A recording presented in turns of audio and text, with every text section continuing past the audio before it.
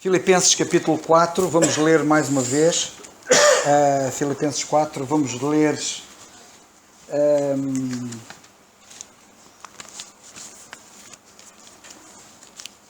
em virtude da nossa hora estar um bocado avançada, e nós vamos ler a partir do versículo 19 até ao fim.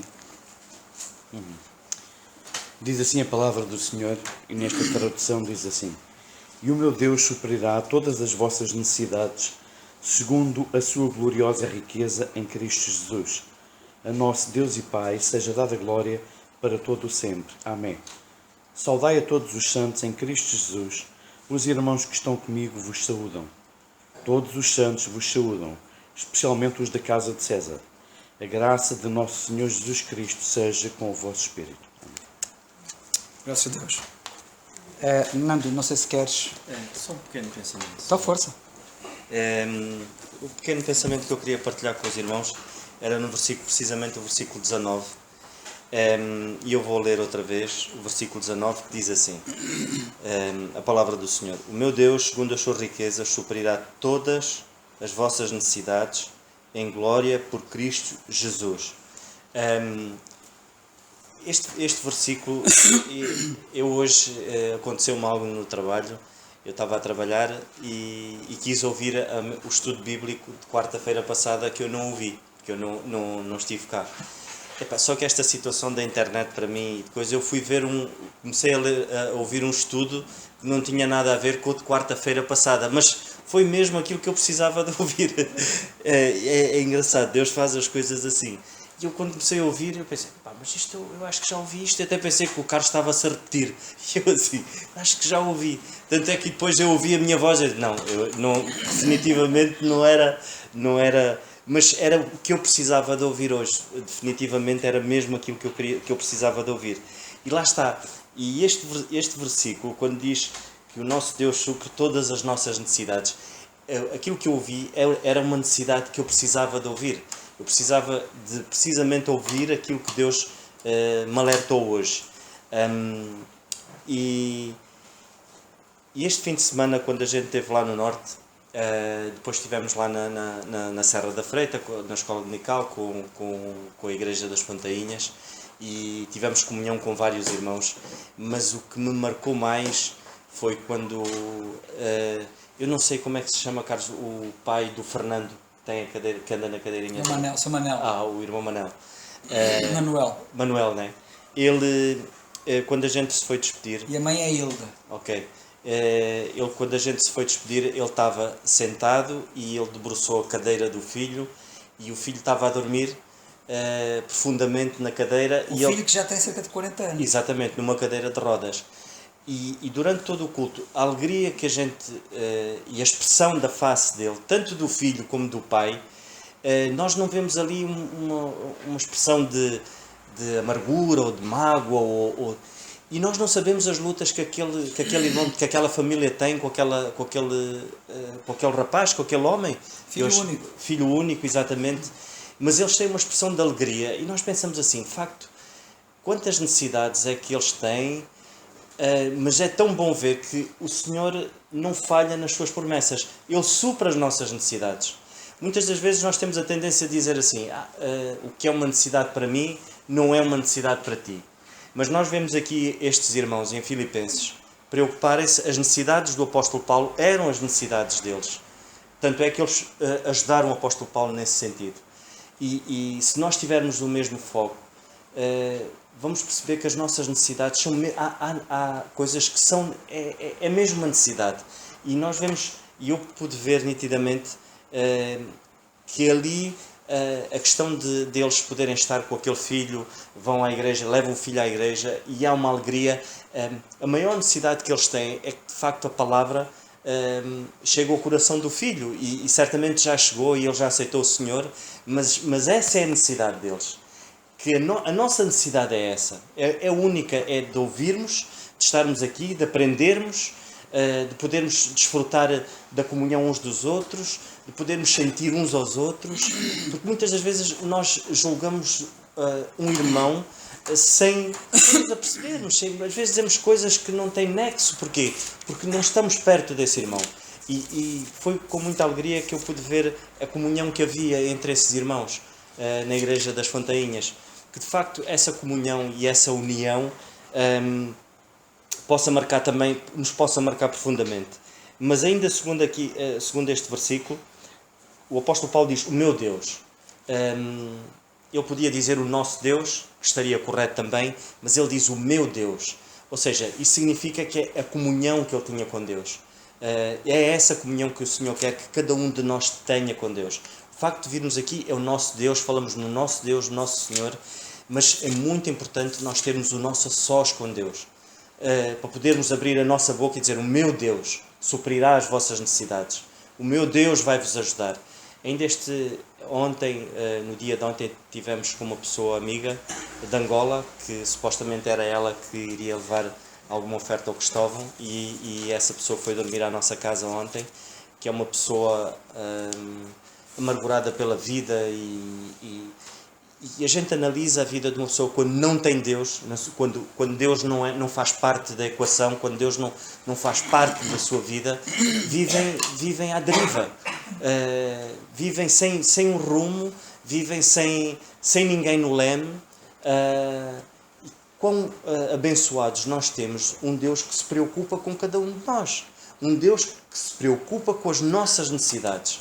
Deus não nos vai deixar passar. Ainda agora falávamos um bocadinho acerca destes crentes que são perseguidos e são mortos e sabe-se lá mais o quê.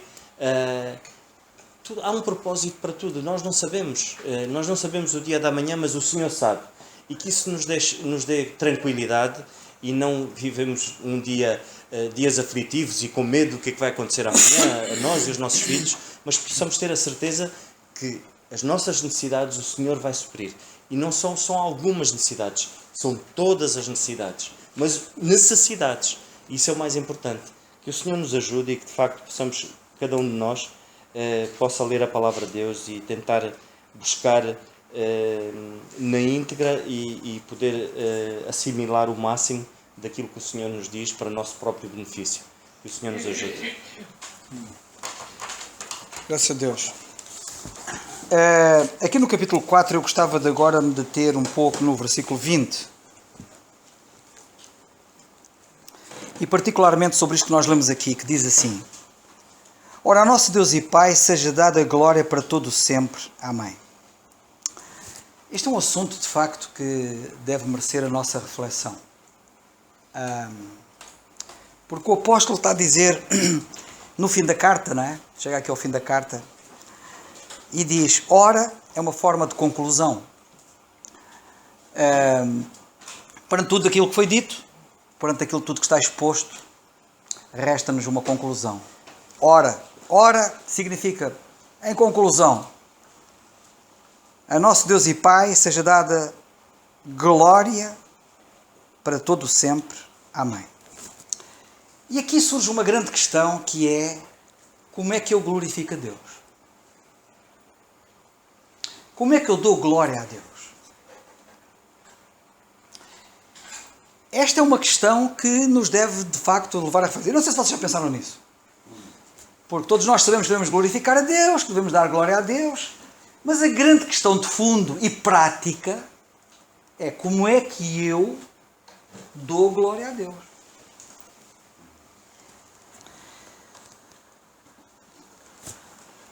E eu queria dizer uma coisa muito importante. Só há uma maneira da gente dar glória a Deus. Não há duas. Não há três maneiras. Só há uma maneira da gente dar glória a Deus. É identificarmos com o Senhor Jesus Cristo. Foi a única pessoa que glorificou a Deus. De facto. Isto é muito importante. E é particularmente muito importante porque não nos podemos esquecer do tema da carta. Nós de volta e meia andamos aqui, descemos, vamos um bocado mais abaixo, olhamos muito para este versículo e para aquele detalhe, para aquele outro pormenor, mas ao longo do estudo desta carta aos Filipenses, sempre procuramos dizer atenção ao tema da carta, atenção à ideia central, que é que haja em vós o mesmo sentimento que houve em Cristo. E Paulo pega nisto. Isto era um problema de humildade, era um problema como vocês sabem, o problema que estava ali era um problema de humildade. Por causa da falta de humildade até havia conflito entre aqueles crentes. Já agora, eu não sei se vocês repararam que na mensagem de domingo passado, o nosso irmão Peter Cerqueira, a dada altura na mensagem, na tal mensagem que ele disse que era mais curta e foi mais comprida, ele deu um pormenor na mensagem, que eu não sei se vocês repararam. Ele, a dada altura na mensagem, faz referência a um problema que até houve uma divisão lá no meio onde ele estava, suponho que nos Estados Unidos da América. Lembram-se dessa parte da mensagem em que ele fez uma referência a uma divisão de crentes que se separaram, que houve problemas, e até que supostamente os problemas estariam de certa maneira identificados como sendo um problema teológico qualquer que ele referiu, mas repararam depois que é que ele disse a seguir, mas o problema não era esse, o problema era um problema de personalidades. Lembram-se? Ele disse isso. Eu devia ser o único que cá estava para olhar, a avaliar pela reação das vossas caras. Só eu é que ouvi essa parte da mensagem.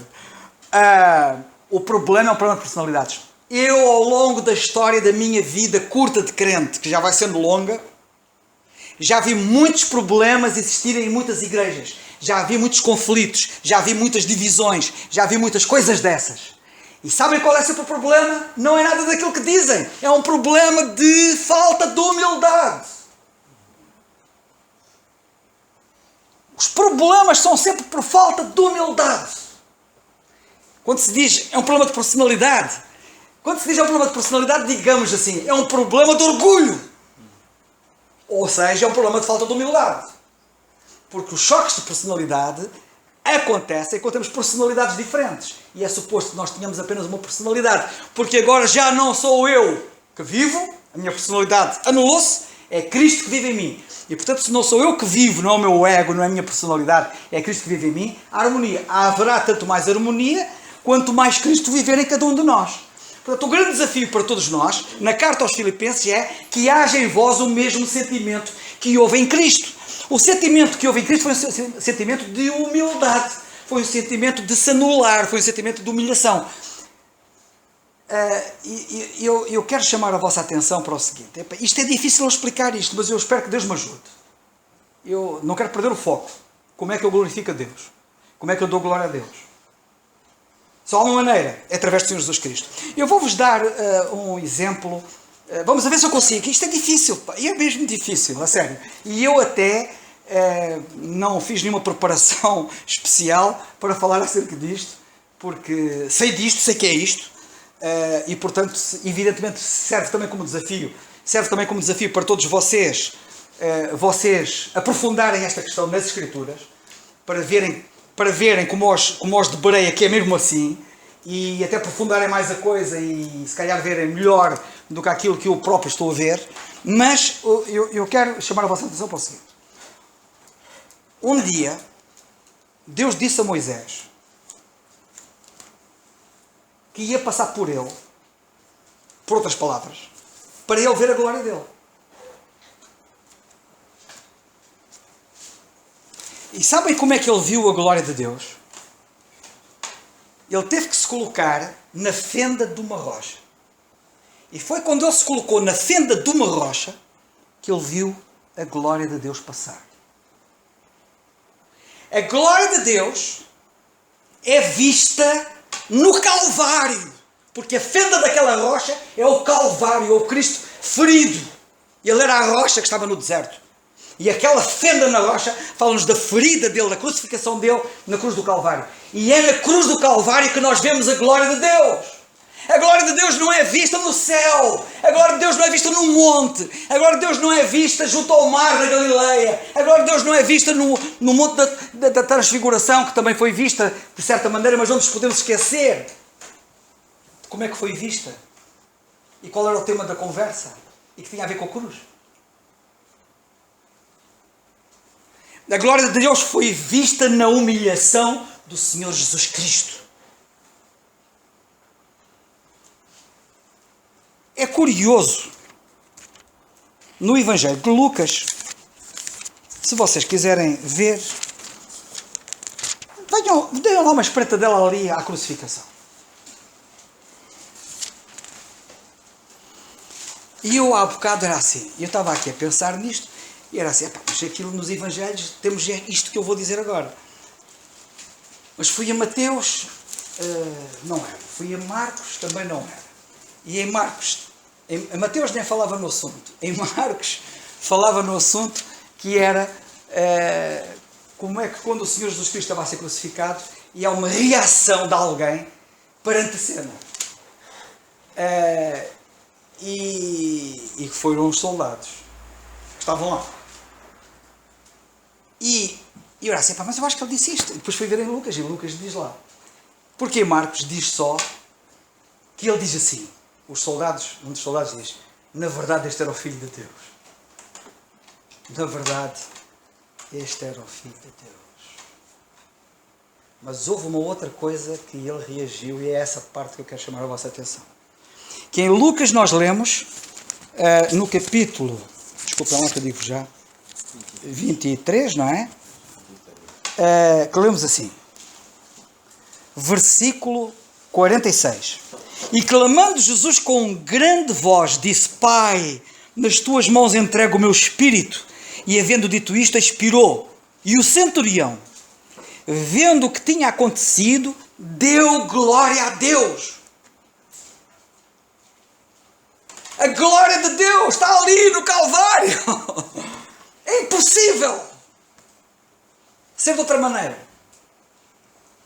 Foi na fenda, e o centurião, na fenda da rocha de outra maneira. Cá temos a glória de Deus. E eu quero chamar a vossa atenção para isto.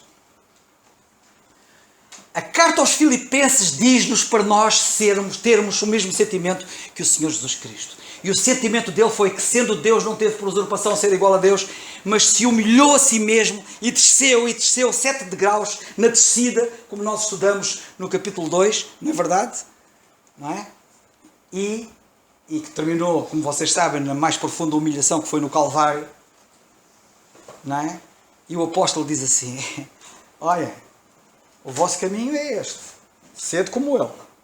Ele cita o exemplo de Timóteo, ele cita o exemplo de Epafrodito, como exemplos de humildade que nós estudamos, e ele está a dizer a todos eles, vocês, que haja em vós. Eu estou a falar de Epafrodito, estou a falar de Timóteo, mas que haja em vós o mesmo sentimento. E ele agora diz, vocês estão dispostos a dar glória a Deus? Só há uma maneira da gente glorificar a Deus. A única pessoa que glorificou a Deus foi o Senhor Jesus Cristo. E quanto mais nos assemelharmos a Ele, fruto da aniquilação do nosso ego, é a maneira de nós darmos glória a Deus. Não venhamos cá com conversa, não pensemos lá que dar glória a Deus é quase como... Dar glória a Deus é falar, é cantar, é orar, é louvar, é não sei o quê. Pode ser isso. E pode não ser nada disso. E vocês podem cantar e não estão a glorificar a Deus. E vocês podem louvar e não estão a glorificar a Deus. E vocês podem... Por isso é que Deus disse muitas vezes, os vossos louvores eu não ouço, nem os vossos sacrifícios. Por isso, a questão não está no sacrifício.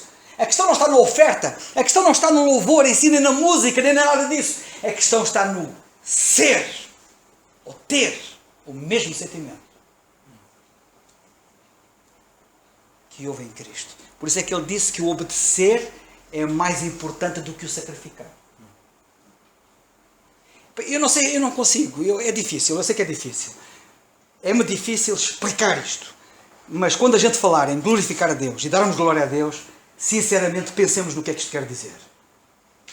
Porque eu estar a dizer, tal, sim, eu quero muito, sim, a gente deve glorificar a Deus. Pois queres. E o que é que fazes para fazer isso? Como é que tu pensas que glorificas a Deus? Pensas que é só dizer, sim, eu vou pegar aqui num cântico, olha, vamos cantar o hino no mortal e vamos glorificar a Deus. Pensam que é isso? Podem estar a cantar e não estão a glorificar nada. E Deus nem está para aí ouvir isso. Mas podes revelar este Espírito, como o do Senhor Jesus Cristo.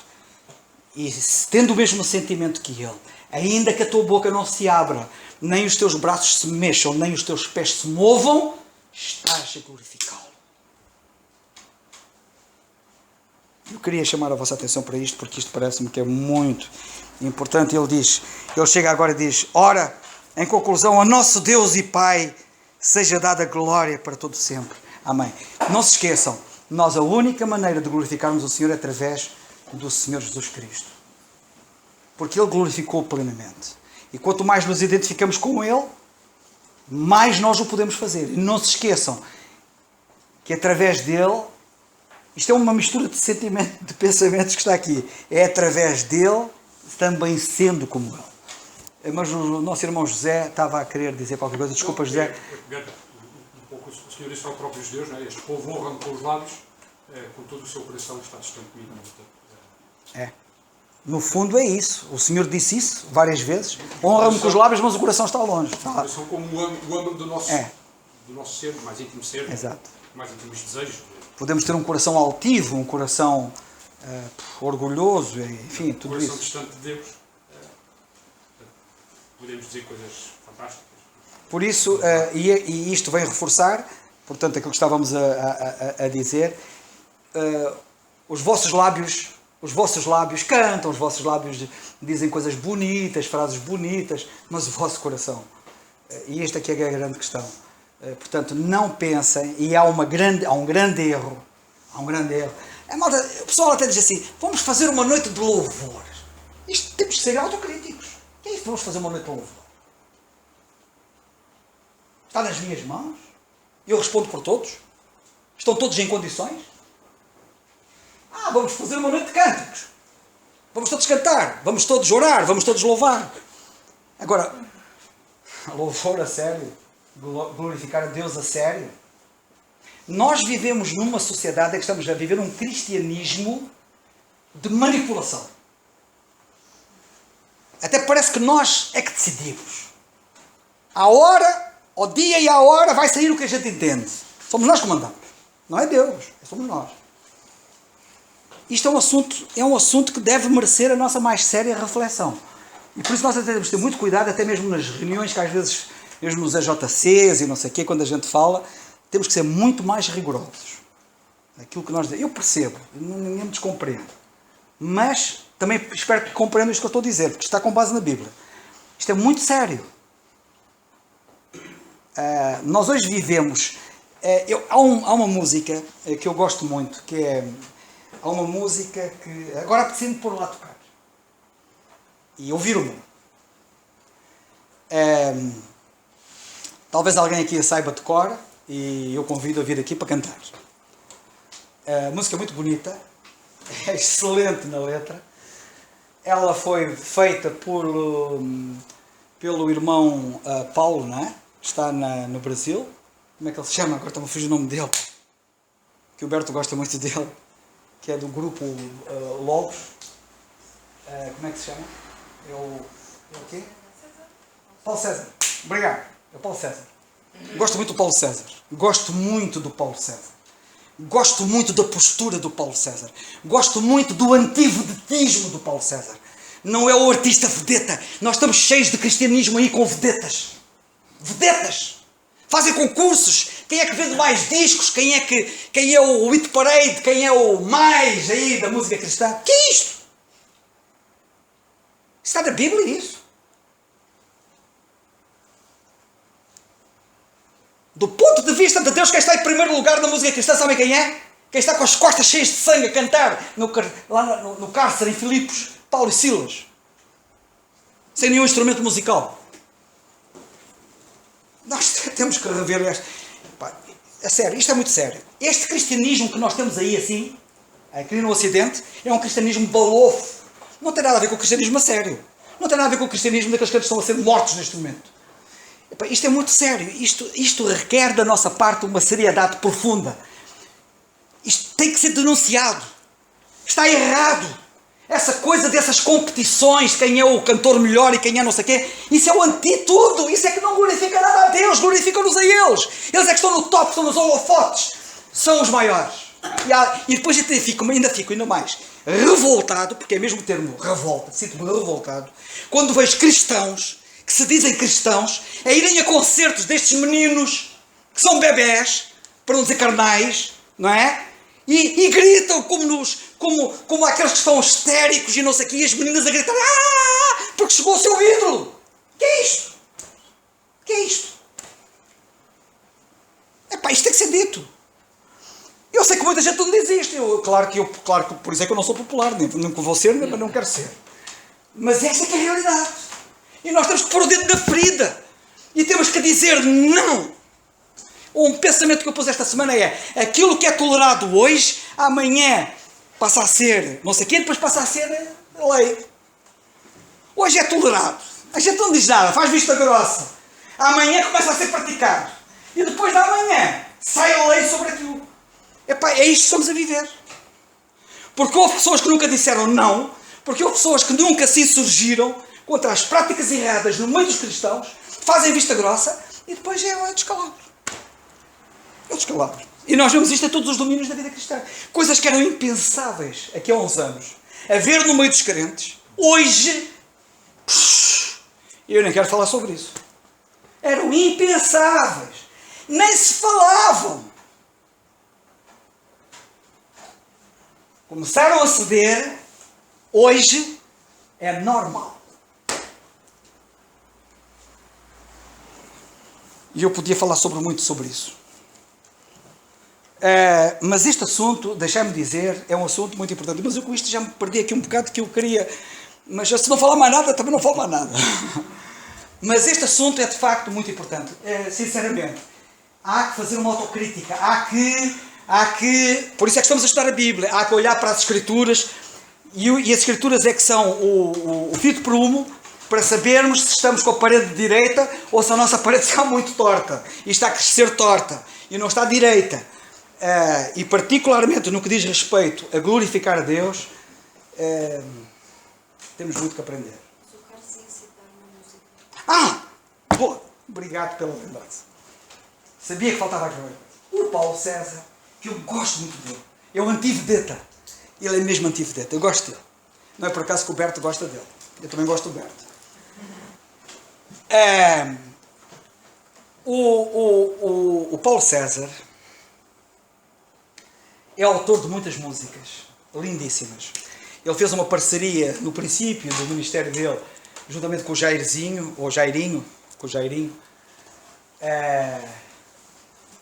que teve um acidente ainda muito novo e partiu para o Senhor muito novo.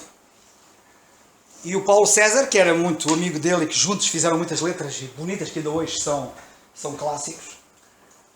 O Paulo César continuou a servir o Senhor nesta área de uma forma magnífica. Ele tem um conjunto de músicos que têm variado ao longo dos anos e desde poucos a muitos, e tem uma grande orquestra de muitos músicos e cantores, entre os quais a mulher dele que canta com ele. Aliás, vocês vão ao Grupo Logos, ao YouTube, ponham o Grupo Logos e ouçam as músicas dele. E há uma música dele que o Berto muito bem aproveitou para Portugal, aqui para os portugueses, que é sobre a palavra, sobre o Evangelho. Quem é que se lembra dessa letra da música? Agora, a minha cabeça não é melhor. Mas ele diz mais ou menos que o Evangelho foi mudado. O Evangelho já mudou.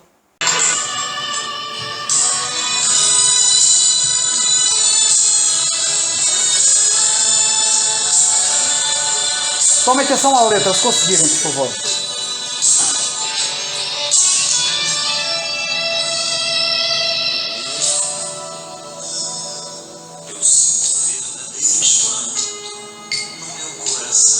Sinto espanto no coração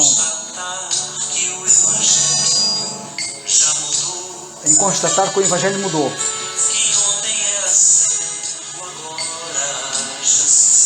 Quem era servo acha-se agora Senhor.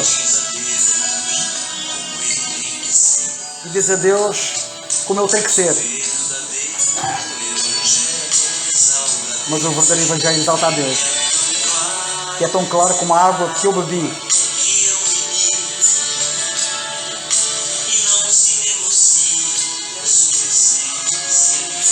Não se negocia a sua essência e poder.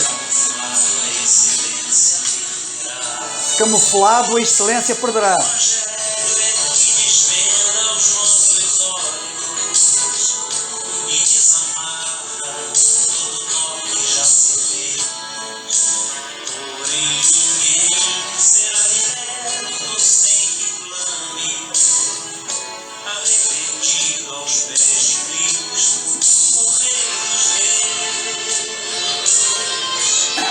Pronto.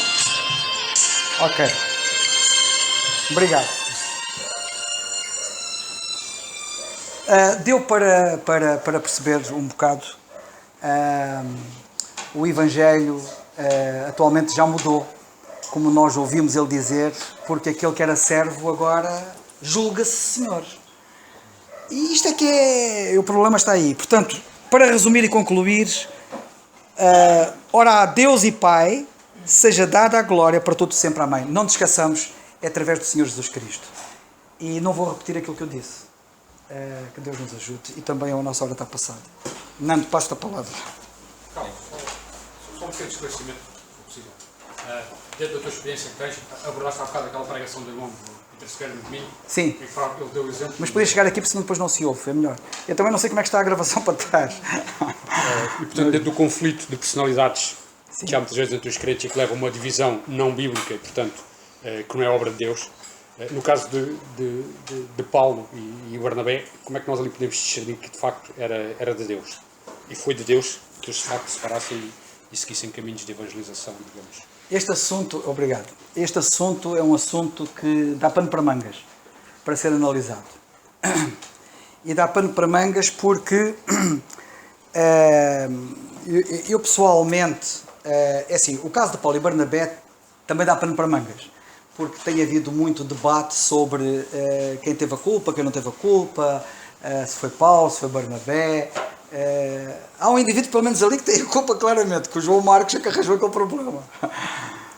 Mas é assim, eu pessoalmente creio que Paulo estava certo, que Barnabé não estava certo, é o que eu penso, mas ainda assim o Barnabé, não estando certo, pensou muito no estado e na alma do seu sobrinho e não o quis perder, e portanto isto foi nobre também de alguma forma da parte dele. Portanto, eu posso encontrar coisas boas e positivas de ambos os lados, embora Paulo fosse muito rigoroso nesta matéria, e portanto, e nós também devemos ter rigor, e aliás falamos de algum rigor agora, e nós também devemos ter algum rigor, mas é assim, quanto à questão das divisões, muitas vezes Deus não quer a divisão, não é?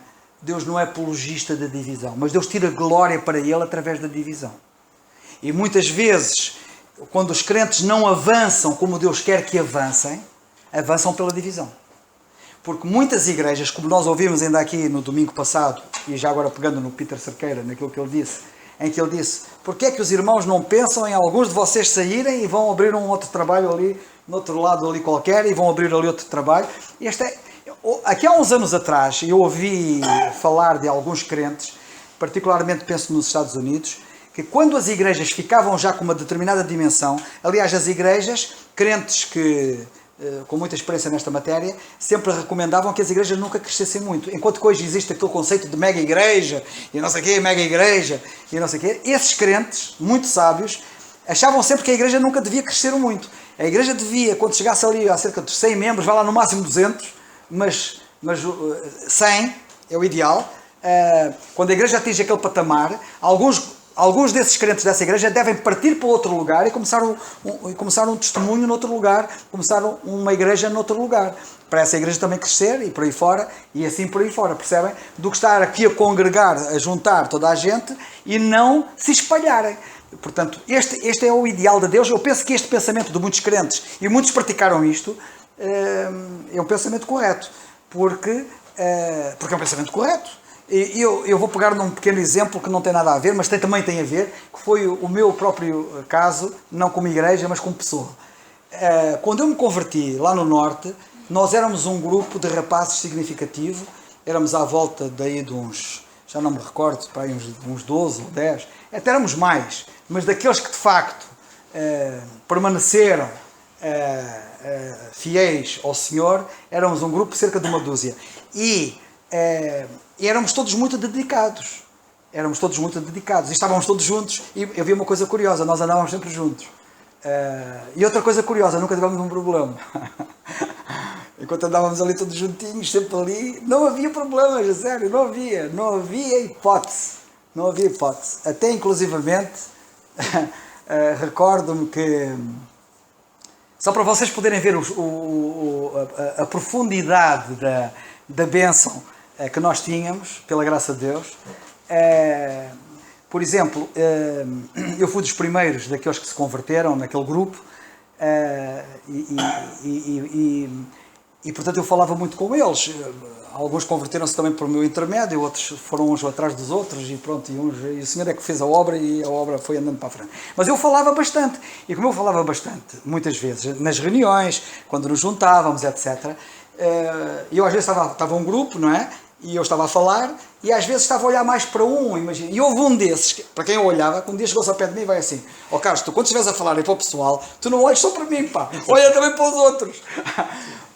Para dizer o quê?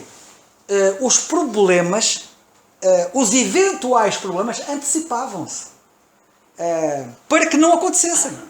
Havia até o cuidado, tão bem nós andávamos, que até havia a preocupação e o cuidado de, antes que houvesse qualquer problema, alguém chegava perto de mim e dizia assim: pá, tens de ter mais cuidado. Quando estiveres a falar, não fales só olhando para este ou para aquele, mas olha para todos, dá atenção a todos, não apenas a um, ou dois, ou três. Estão a ver a ideia?